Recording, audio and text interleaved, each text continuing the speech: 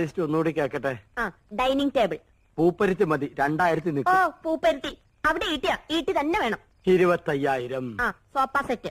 ചൂരല് മതി. റെപ്രസെന്റേറ്റീവിന് ഇരിക്കാനില്ല, യമുനയ്ക്കാ.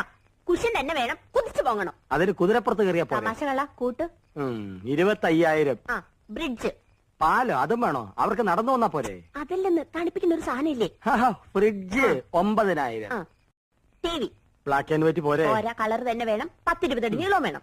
10-20 അടി നീളോ? ഇഞ്ചായിരിക്കും. Inch. ഒയറില്ലാത്ത phone അതൊരെണ്ണം മതി. മൊബൈൽ. മൊബൈല് ഒയറില്ലാത്തോണ്ട് വില കുറവായിരിക്കും. ഇനി അയ്യോ, ഇനി മടക്കല്ലേ, ഒടിഞ്ഞു. തൽക്കാലം ഇത്രയൊക്കെ മതി. മതി. ഇനി ഇതിന് പണം ഉണ്ടാക്കാനുള്ള വകുപ്പും കൂടി പറഞ്ഞു തന്നെ. മൊത്തം പണം കൈ വെച്ചിട്ടാണോ എല്ലാരും ഇതൊക്കെ മേടിക്കുന്നത്? ഇൻവെസ്റ്റ്മെന്റ് വാങ്ങണം. ഇൻസ്റ്റാൾമെന്റ്. അതെങ്കിൽ അത് അങ്ങനെ ആവുമ്പോ മാസം തോറും ഈസി ആയിട്ട് അടയ്ക്കാം.